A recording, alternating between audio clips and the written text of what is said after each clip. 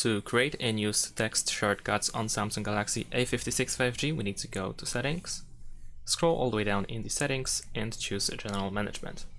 In the General Management, you want to go to Samsung Keyboard Settings, and then over here go to Text Shortcuts.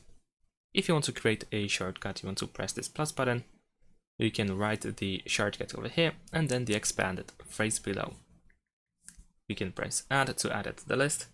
And now if you open the keyboard, for example, if you go to Messages, and if you start a conversation, if you try to use the shortcut, then if you just press space, then the text will be replaced with the extended phrase.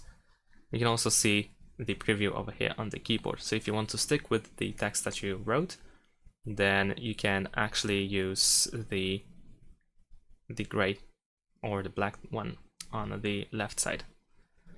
And that's pretty much it. Thanks for watching, leave a like and subscribe to my channel, and see you in my next videos. Bye!